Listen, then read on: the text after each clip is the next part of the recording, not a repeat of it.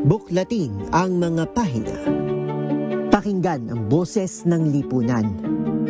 Tunghayan ang mga issue mula sa ibang katayuan.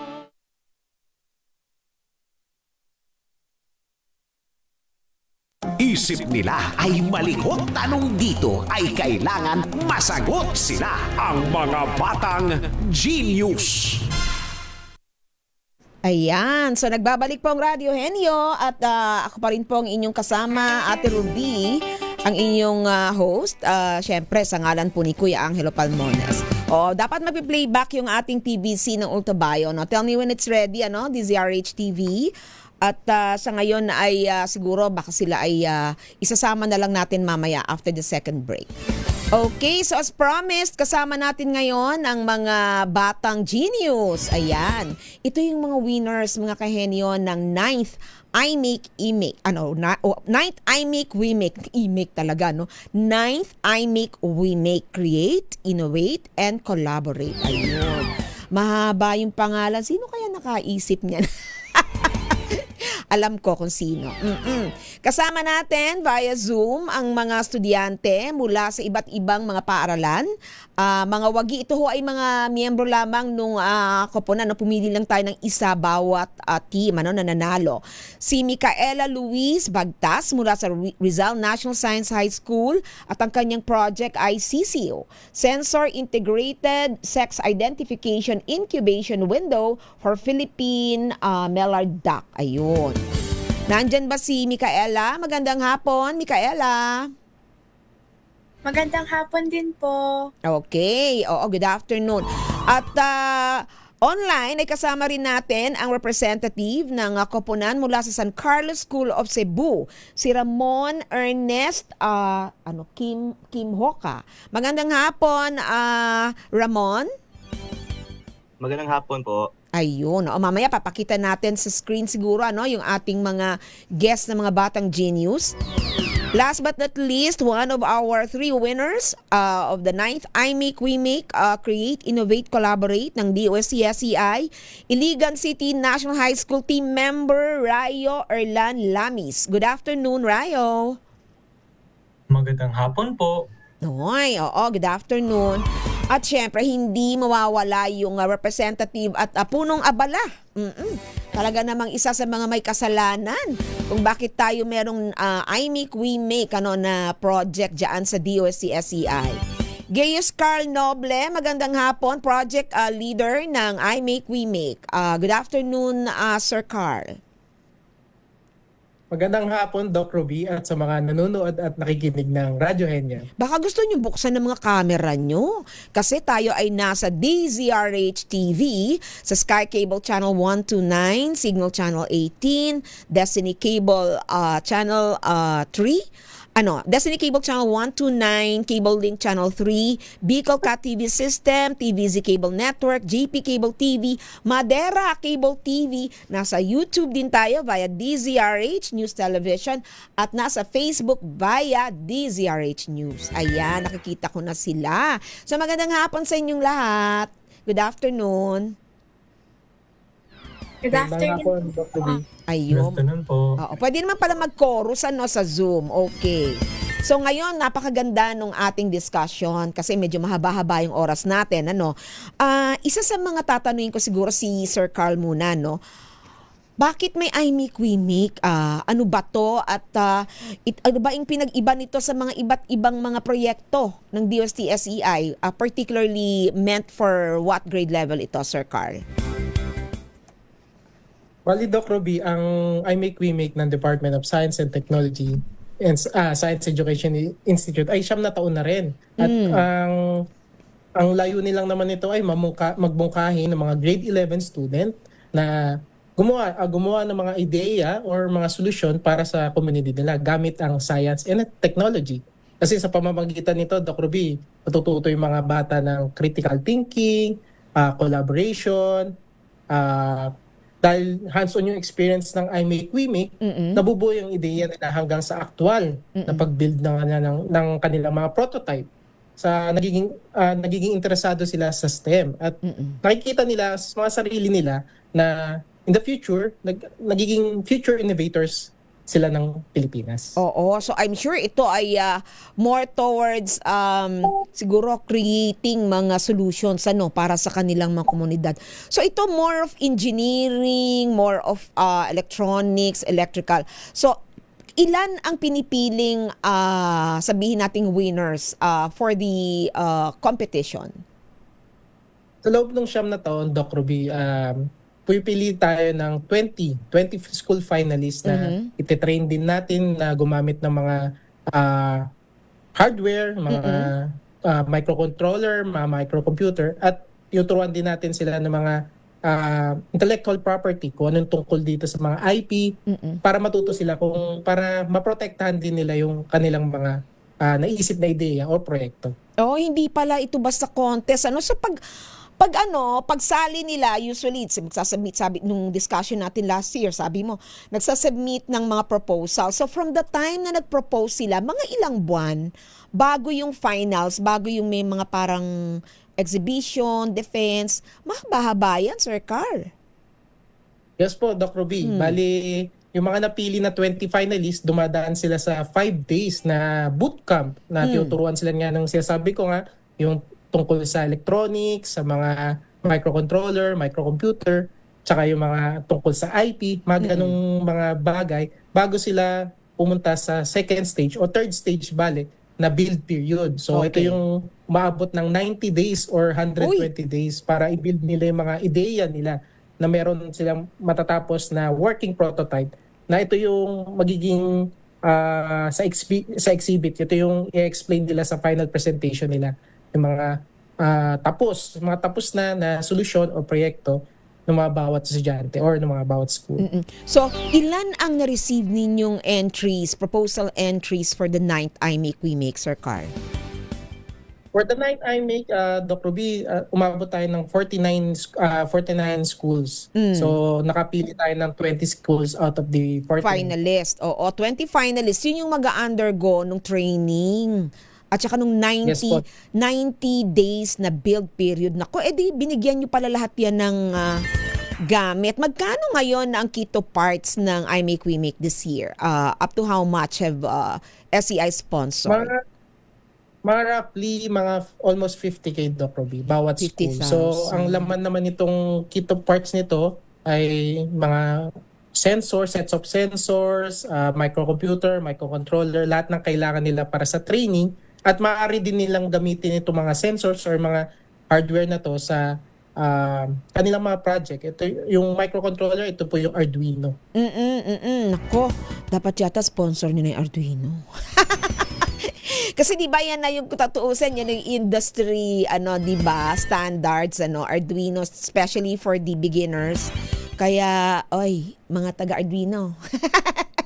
Beke naman. Actually, Dr. B, itong 9th iMake natin ay naging parte tayo ng isang international event. Oh. Ito yung Arduino Day Really? 2026. So first time to, Dr. B, kumbaga, yung ating final presentation and awarding ceremony ay parte ng ating global event ng Arduino Days 2026. Oo, tinetesting lang kayo ng Arduino. Although, I know you have a sponsor. Sino yung mga sponsors ng project na ito, Sir Carl? Bali, humingi rin kami ng pasasalamat sa mga ating mga partners. Una-una kay Gokong Way Brothers Foundation. GBF, Sino pa? Naku, nawala ng audio. Nawala ng audio, Sir Carl. Oo, namatay yata ang mic. Ay. Oo, yan. Sige, go. Sorry po. Yung po, Gokong Way Brothers Foundation at yung ating CNE Publishing Incorporated. Ayun. So sila po yung partner natin through the years na rin po, ilang taon na rin po natin silang partner. Ayun. Ako, napakaganda. Sige, pupuntahan tayo. Mamaya, babalikan kita, Sir Carl. Punta tayo dito sa ating mga batang genius. Ayun. Tanungin natin yung only girls sa sa grupo. Although I know maraming girls dun sa team, sa iba't ibang team, merong mga girls, dahil parang isa yata yan sa mga, as I've heard last year, kailangan merong babae lagi, either lahat, or isa, o dalawa, or di ba? Kahit pa paano ay may isa. Micaela, okay, ang iyong project ay tungkol sa sensor integrated sex identification. So, ano to? Nasa itlog pa lang? Can you tell us about your project, Micaela? So our project, as we mentioned po, CSIW, Sensor Integrated Sex Identification Incubation Window for Philippine Mother Duck. So as early as day 5 po ng incubation, sa itlog pa lang ng itik or ng CSIW po, ay pwede na pong magkaroon ng idea yung local poultry farmer kung ano pong sex nito. In that way po, pwede po nilang ma-strategize na kung saan pong industry sila pwedeng ma-allocate. Because usually po sa current traditional sexing method po, pinapatay po, or if not called, they are put in a very poor condition po. So to solve that ethical dilemma, ginagawan po natin siya ng iba't ibang paraan. Pwede po nating ma-allocate sa pagiging penoy, sa pagiging balut, salted egg, and sa cockpit industry po. Gumagamit po ito ng sensor at para po ma-detect natin yung heartbeat niya at the same time yung embryonic image niya po, yung pinaka-itsura ng itlog kapag po sinisilawan para po malaman po natin ng ganun kaaga kung babae po ito o lalaki. Ayun, napakaganda naman. Meron bang similar technology yan o first time na nakagawa kayo ng ganyang innovation, Micaela? Meron pong ibang quite similar po na studies, pero po ang weakness po or yung pinaka naging strength po ng study namin ay yung multi-parameter approach po na nagre-rely po ito sa hindi lang po sa isang parameter kundi sa dalawa po, which is nga yung heart rate and yung embryonic imaging para mas maging reliable and consistent yung results. While yung iba naman din po kasi gumagamit po sila ng invasive approach in which yung iba po kailangan pong butasan yung mismong shell in which pwede pong makontaminate yung itlog po o yung buhay sa loob ng shell na yun. Kaya dito po tayo sa non-invasive at the same time, a multi-parameter approach. At saka mas hygienic kasi kung kakainin yan, dapat hindi na penetrate yung mga protective shell ng mga mga itlog. Oo. Punta muna tayo kay babalikan kita mamaya, Micaela, kay Ramon Ernest, ng San Carlos School of Cebu. Your team project is Cellular Holistic Universal Microscope. Oo. Ba't ba naisip nyo yan, Ramon? Ano ba ang problema? Meron bang kakulangan sa inyong eskwelahan? Apo, yung project po namin is isang AI-assisted microscope for ecosystem monitoring. So, yung plankton po kasi, ito po yung mga microscopic organisms na kapag nagmumultiply po sila ay nagli-lead to harmful algal blooms or to what we know as red tides. And there are certain provinces na walang local facilities to actually detect these microscopic threats. And so the process becomes they have to send samples to a regional facility, and by the time that they get samples is pwede na pong mag-change yung water conditions or pwede na pong lumala yung HABs or harmful algal blooms. So yung aim po ng project namin is if we could give them the facility to be able to detect these microscopic threats on their own para magiging localized na po yung plankton monitoring. And yun po yung ginagawa ng CHAM namin is gumamit po siya ng AI upang di na kailangang mag-rely on professional or experts to manually count these planktons and hindi na po mag-depend on mga laboratories and mga expensive equipment. Okay. When you say module, meron bang attachment na kailangan, peripheral? So, paano yon? Ginawa ninyo yung module mismo. Ina-attach sa ordinary microscope. Apo. Okay. Oo. Apo. Yung microscope po, kumbaga parang ina-assist lang yung microscope with the AI integration. So, parang yung AI na po yung mag-account sa nakikita sa camera ng microscope. And this is ito ba ay tethered with your for example your mobile phone or any terminal? Hindi po, yung laptop po kasi naka-connect po kasi siya sa open flexure system namin, which is yung microscope. Tas yung AI would be able to count the planktons na nakikita sa camera po ng microscope. Okay. Oo, kasi nung araw ginagawa natin. Parang may workstation po yung mag-monitor sa microscope. Oo, yung ginagawa nung araw bioassay talagang parang merong mga kumbaga merong grid tapos doon parang manual na nga yung pagbibilang dahil napakahirap. Anong klaseng microscope? Merong bang minimum aspects yung pwedeng paggamitan nitong AI powered module nyo? Well, as of right now po, para ma-fit yung budget constraints as well as feasibility, is we're leveraging on an open system na or open source na design which is called Open Flexures. Okay. But part po sa aming future development is to integrate our own customized architecture na mas ma-fit sa pag study ng mga water samples kagaya ng mga plankton samples po. And using an ordinary compound microscope ba yan? Part po sa aming future development is to integrate our own architecture design because as of right now po kasi we're leveraging on open flexure, so marami pang mga constraints, marami Okay. pang mga restrictions that we had with this project kasi may mga restrictions po talaga. That's why it's part of our future development na ma-integrate yung sariling architecture namin. Okay, so work in progress, pero kitang-kita natin yung kumbaga yung potential nung inyong proyekto. Mapunta tayo bago tayo mag-commercial break kay Rayo Erlan Lamis ng Iligan City National High School. Ano to? Salain Smart AI-powered layered analysis and integration in sewer filtration and notification. Naku, mukhang sa sewerage system to ha. Ito ay mga, ano ba to? May kapasidad ba ito na ma-analyze o ma-filter ang mga waste dyan sa ating sewerage? Rayo, ano ito? Good evening po. Good afternoon po. Ang Salain ay isang smart AI wastewater treatment system. Okay. Pinagsama nito ng 7 layer na filter. So ang gumagamit namin ng 7 na parte itong activated carbon at mag-reduce ito ng impurities ng tubig na para siyang hindi potable pero safe siya for human use such as washing and bathing. Okay. Gumagamit ito ng dual AI system na para siyang ma-analyze yung before or past the data na collect niya at pwede siya it can conclude nga what is causing the water pollution and pwede siyang mag-predict ng 10 minuto na kung gaano ba ka rise ng water or pH or yung turbidity, pH at TDS. Yun naman kasi ang measure namin sa aming system. Ako, napakaganda, no? Kasi yan, talagang direct application yan. Pag nagkataon, meron ka bang plano o ang inyong team na i-develop further? Baka mamaya, ihinto nyo na yan after iMeek. Are you planning to go and develop your prototype at probably paggamit sa komunidad o i-commercialize later on? Rayo? Kasi po, ang prototype namin ngayon ay lab scale lang.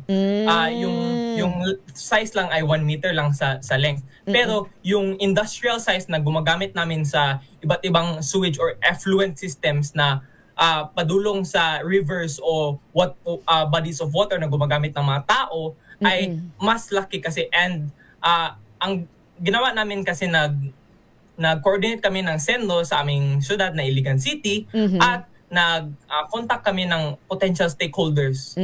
Okay, so maganda yun, may partnership kayo. And siguro later on, iti-test nyo rin yan. Na-test nyo na ba? Hindi pa? Na-test Opo. nyo? Okay, in situ, maganda yan. Oo, siguro baka pwedeng magamit yan sa baha. Kaya ba? Pag flood water, kaya niya? Yung may mga silt. Yung ngayong framework namin ay nag-focus kami sa water quality at for future scale, gusto namin mag-implement ng isang system na maka-detect ng rising water levels at cloggages ng trash at yun. Ayun, oo. So, yan ay napakagandang, I think, tulong, lalo na dun sa mga lugar na binabaha. Kahit yung mga small communities lang, baka sakaling maggamit natin, at makita natin, kung ano yung mga kalidad ng mga tubig dyan, at ma-filter, kung yung mga pwedeng magawa ng paraan at magamit pa, para, lalo na yung mga tinatawag nating rain harvesting, ngayong climate change, hindi natin alam, maraming tubig ngayon, maraming ulan, baka next year meron tayong tagtuyo, So, yung mga bihirang ulan, pwede nating magamit, yung mga ganyang klaseng contraption. Oo.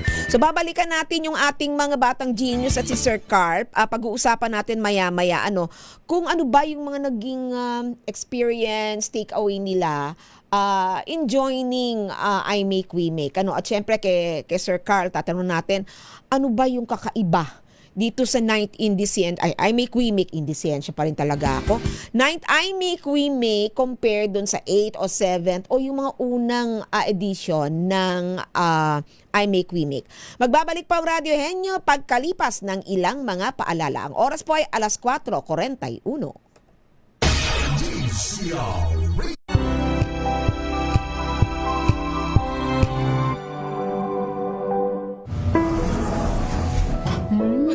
Amoy forever.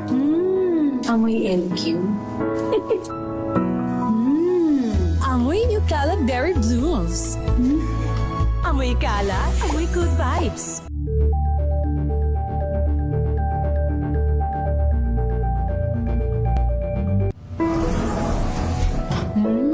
Amoy forever. Amoy LQ. Amoy New Caleb Berry Blooms. Amoy kalat, amoy good vibes.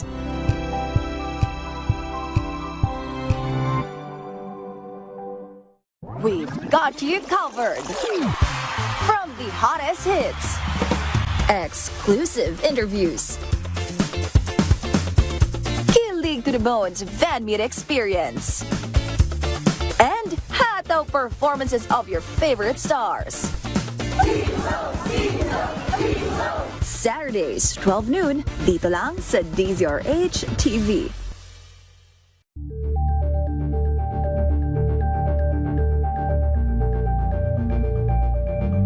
Maagang balitaan, maagang usapan sa mga issue at balita. Kasama si Kuya Angelo Palmones sa Magandang Umaga Pilipinas. Mula Lunes hanggang Biyernes.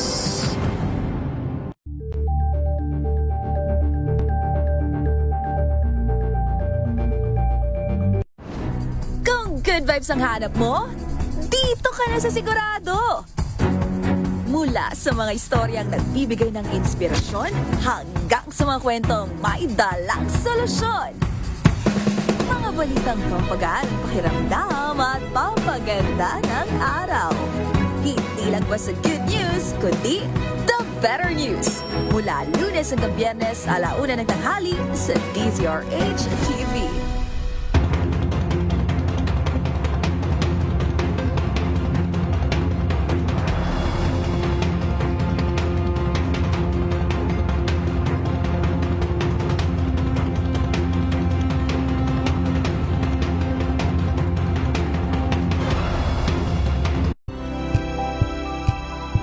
Sila ang mga batang genius.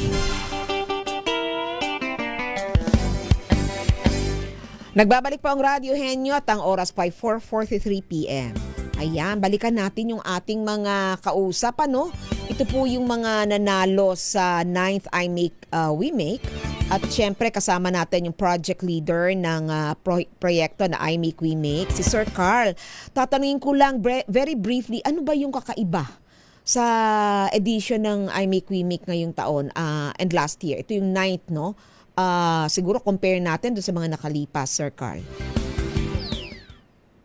Sir Carl. Ayun, Doc Ruby, hello? Yes. Ayan, Doc Ruby, yung mga pinag-iba naman ng 9th I Make ngayon, mapapansin din namin ng mga hurado, yung mga improvement do sa mga ideya or yung mga project ng mga bata. Kasi involved na dito yung AI sa mga projects nila. So karamihan sa mga projects ng mga finalists, may mga AI na or mga makabagong technology na. So yun yung isa sa mga bago sa 9th I Make, and also nadagdagan yung ating mga papremyo galing sa ating mga partners. So from CNE, yung CNE, naging 3 na yung award nila. Special award including yung kanilang 200,000 din na award. So parang siya yung pang-apat na award na may makakatanggap ng 200,000 sa I Make We Make bukod doon sa ating major prize na Youth Innovation Prize. And also, andun pa rin yung scholarship grant ng ating Gokong Way Uy. Brothers Foundation. Yung ating Galing. partners from GBF. Oo, ang saya naman. So ang napanalunan ng 3 teams ay 200,000. The rest of the 20 finalists, yung ilan pa yon, 17, may consolation prize ba yun? Bali yung ibang student or ibang schools ay nakatanggap din ng mga special prizes from the partners. Ayun. Ang ano naman, ang swerte, walang talo. Oo. So, 20 out of 49 schools. Oo, ang parang panalo na pag napili. At saka yung training pa lang, iba na yun Sir Carl, di ba? Napakaganda na nung opportunity. O balik tayo dun sa ating mga bagets. Ang tanong, your takeaway, and siguro, sa akin lang, one word to describe yung mga tinitreasure ninyong pabaon ng 9th I Make, We Make, no? Pwedeng magdagdag ng word pero hanggang 2 lang. Sige, mag-umpisa tayo kay Micaela. One word to describe your takeaway or your baon from I Make, We Make. Micaela. Siguro 2 words po to explain or to describe. Unexpectedly amazing po or memorable. Oo. Unexpectedly memorable. Ayan. So, hindi talaga yan makakalimutan. Unforgettable. Yun na lang. One word. Sige, Ramon, one word. Take away. Pwede po ba 4 words? 4 na lang. O sige, 4. Sige, natawad na. O, sige, go. Innovation for the nation po. Oh, innovation for the nation. Okay na. Oo, yun yung take away mo. Sana, mo yan, bitbitin mo yung innovation na yan, mag-engineering ka at maging DOST scholar ka. Challenge! Arayo, one word, take away. Tingnan natin kung kakayanin mo sa isang word, ha? Worth it po. Worth it, 2 yun. Oo. Worth it, di ba? Oo naman, totoo yun. Worth it, worth the time, tama? Worth the, ano pa yung worth it mo? Worth the time, worth the effort? Tama ba? Worth the effort po. Oh, yun. I'm sure mahirap yan. Hindi madali yung mga ginawa ninyo at mga pinagdaanan ninyo. Siyempre, alam natin na yung inyong experience dyan would contribute to your choice of careers. So, dun tayo, siguro. Micaela, did it influence o meron bang nabago sa iyong course na kukunin sa college? Ano ba ito, Micaela? What are you planning to take in tertiary or in college? Micaela? Through I Make, We Make po, na mas naging concrete po yung decision and yung plan ko na mag-take ng STEM-aligned careers po. Particularly po now is I'm leaning more towards po sa pagiging data scientist or sa pagiging industrial engineer, since yun po yung na-realize ko about myself na interested po ako and gusto ko po yung maging included po sa process ng pagde-design ng systems, at the same time, yung pag-a-analyze po ng mga data. Since sa research po namin, yan po yung madalas na nagiging contribution ko. Gusto ko po na, kumbaga, pag nakakita po ako ng data or ng systems, may nagagawa po ako out of it. Kumbaga, aside from being just a number, it represents so much na pwede po nating mapakinabangan, hindi lang po as a scientist, kundi ma-relate po talaga natin to into communities, kumbaga yung mga numbers po na yun. And for me po, yun po yung mas naging big help po sa I Make, We Make journey ko na realize and na-discover ko po about myself. Ayun, ako, Sir Carl, may ani ka na. Oo. Ito ay pak na pak, di ba? Usapan natin nung araw. Isa lang ang pumunta doon sa mga field na critical sa Pilipinas, especially with the uncertain future. Eto na, may ani ka na, may bonus ka kay Sir Ton tsaka kay Sir Randy. Oo. Ramon, ano naman ang iyong pinaplano for your college course? And how did I Make, We Make help you? Sige, Ramon. Yung passion ko po na college course is medtech or chemical engineering po, and I Make, We Make really reinforce that passion within me. Kasi yung project po kasi namin is a microscope. And a microscope has very wide applications po. Pwede siya sa medicine, pwede siya in a lot of other environmental aspects. And kaya nasa pangalan po ng project namin yung salitang universal. Kasi marami po talaga siyang posible na applications. And I Make, We Make through its training and through meeting the different speakers and also the different student innovators such as me really reinforced my passion for this. Kaya yun po talaga. Nako, ayan pa, Sir Carl, engineer, chemical engineering, no?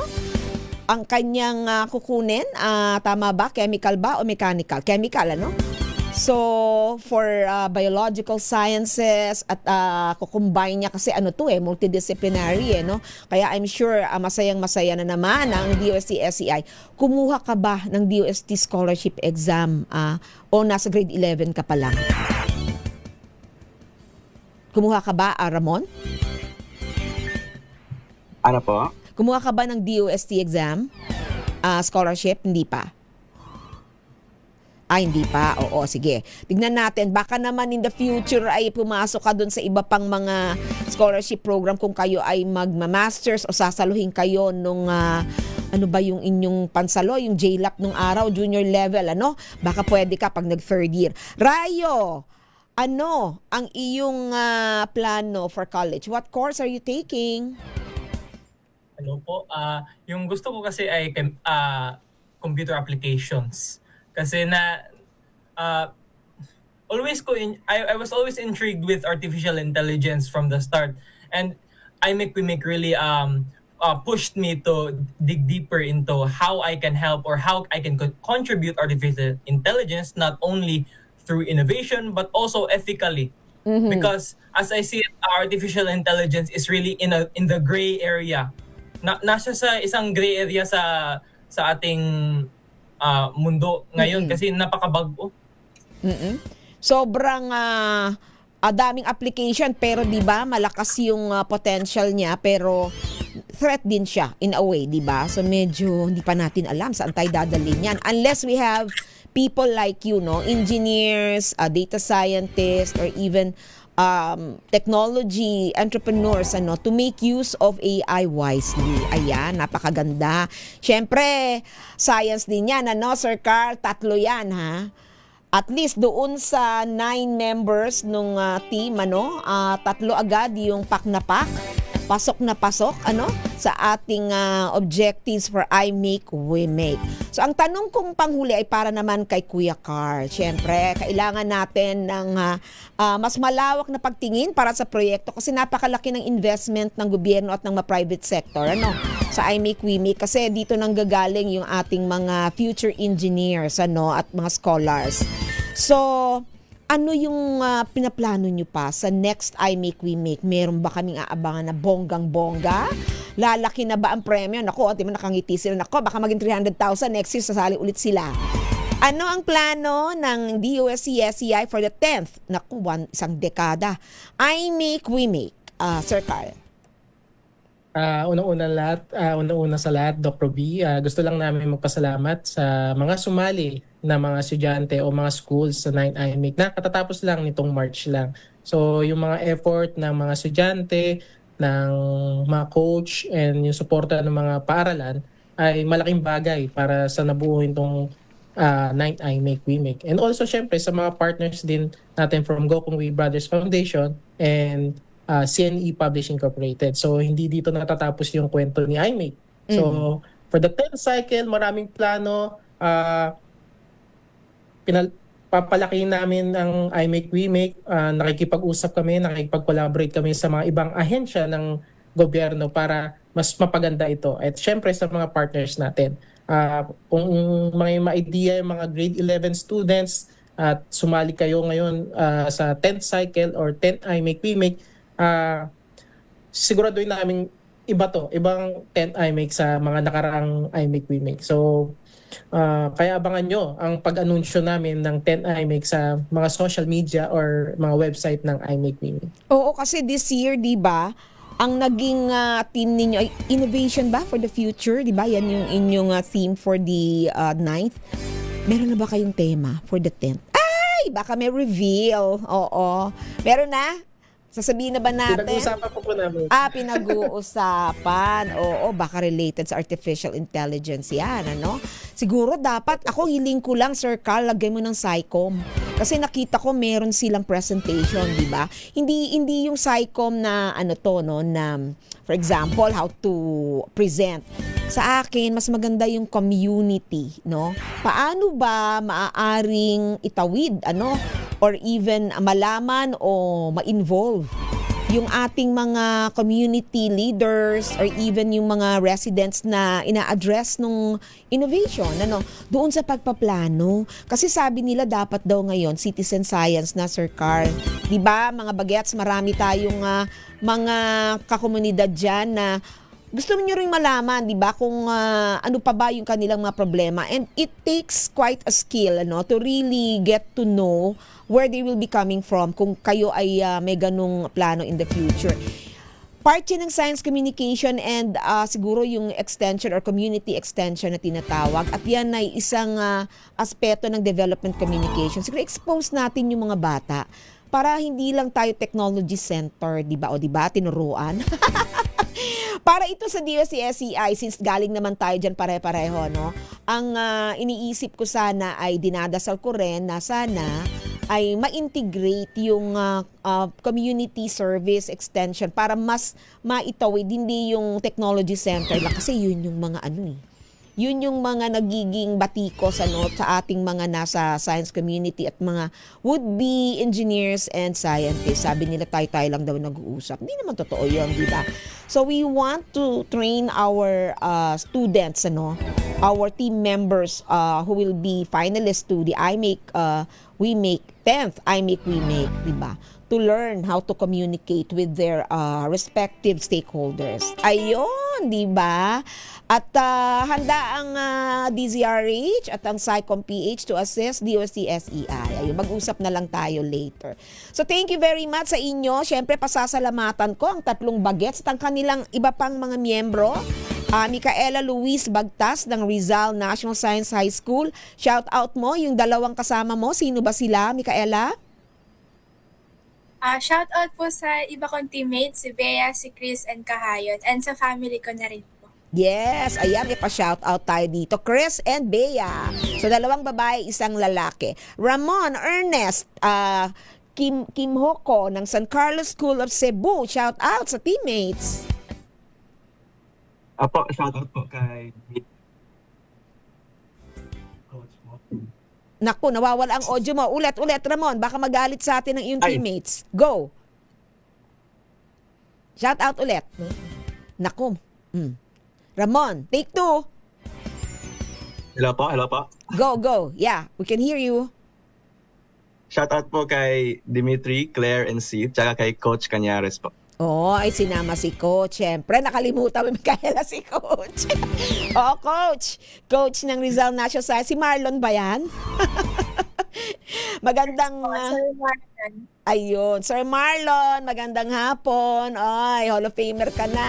Oo, dami mo nang naipon. Kasi may prize din, Sir Carl, ang coach. Magkano? Opo, Doc Ruby. 20,000 yung mga winning coach po. Ayun. May separate na 20,000. Parang every year nananalo yung team ni Sir Marlon no? Nako, Sir Marlon. Congratulations. Baka makaisip ng Hall of Fame, di ka na pwede. Wag naman, para naman may incentive, dire-diretso tayo. Kay Rayo, Erlan Lamis, shout out sa teammates. Shout out po kang Christy, CJ at Harwich, at tsaka sa coach namin si Ma'am Eileen J. Villaruz. Ayun, kompleto ang team. So, na-receive niyo na ba yung yung cash niya, mga anak? Tumatawa si Sir Carl. Coming soon, Sir Carl. Ayun, coming soon. Kasi medyo kailangan mag-undergo ng proseso since kailangan sigurado tayo, di ba? So maraming salamat sa inyong 3 at syempre kay Sir Carl for our winning team, si Micaela Luis Bagtas ng Rizal National Science High School, kay Ramon Ernest Kimhoko ng San Carlos School of Cebu, at kay Rayo Erlan Lamis ng Iligan City National High School, all winners, Youth Innovation Prize winners ng 9th I Make We Make ng DOST-SEI. At syempre, kay nag-iisang project leader, bagong promote ka yata, Si Gaius Carl Noble ng Department of Science and Technology, Science Education Institute. Maraming salamat, Sir Carl. Maraming salamat, Doc Ruby. Okay, and see you sa 10th I Make We Make. Maraming salamat at congratulations. Thank you. Yes. Ayan mga kahenyo, yan po ang ating Isip nila ay malikot, tanong dito ay kailangan masagot sila. Ang mga batang genius. Ayan mga kahenyo, wala na po tayong oras. Siyempre, tayo po ay magpapaalam na. Sumayin niyo ang isa pang edisyon ng Radio Henyo. Marami pong salamat mga kahenyo sa inyong pagsubaybay at tayo ay nakakarating hanggang 13 taon ng ating pagsasama dito sa Radio Henyo. Ako po inyong nakasama, Dr. Ruby Cristobal, sa ngalan pa rin ng ating kuya, ang kuya ng bayan. Ito po ang Radio Henyo sa DZRH. Una sa Pilipinas, una sa Pilipino. Susunod na ang may trabaho kasamang ating mga kamanggagawang Kuya Barbie Atienza at Ate Gladys Mabini. Isang maligayang Pasko ng pagkabuhay, mga kahenyo. Happy Easter. Ang oras po ay 1 minuto makalipas ang 5:00 ng hapon. This time check is brought to you Tinesting, sinuri, siniyasan. Ang resulta, super effective